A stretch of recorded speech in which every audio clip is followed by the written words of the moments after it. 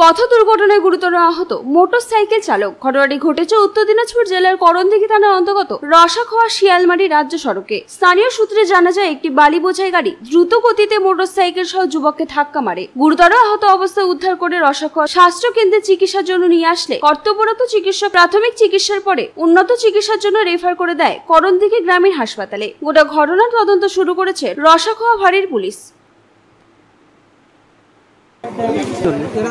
এদিক থেকে ডাম্পার যাচ্ছিল আর এই ওদের জামাইটা ওখানে জমির ধারে দাঁড়িয়েছিল, বাইকের উপরে বসেছিল আর ডাম্পার পুলিশ উঠেছে, তারপর ঠুকে দিয়েছে। ওটা শিয়ালমারি মোড় ডাম্পার, বালু ডাম্পার, যেগুলো বালু ডাম্পার চলছে একটাও তো গাড়ির নাম্বার থাকে না। আর হাই স্পিডে গাড়ি যখন খালি করে যায় একদম হাই স্পিডে চলে, কোনোগুলো ডাম্পারে একটা নাম্বার নাই। বাইক নেই, বাইকের উপর দাঁড়িয়েছিল, বাইকের উপর বসেছিল। পিছন থেকে যে ডাম্পারে ধাক্কা মেরেছে। শেখ ঝাটু। বাড়ি কোথায়? বাড়ি মহিষপুর। আপনার নাম? আমার নাম রাজু। আপনার কি লাগবে? ও আমার জামাই লাগবে। জামাই লাগবে। ডাক্তার এখান থেকে ট্রান্সফার করলো। কোথায়? রায়গঞ্জ।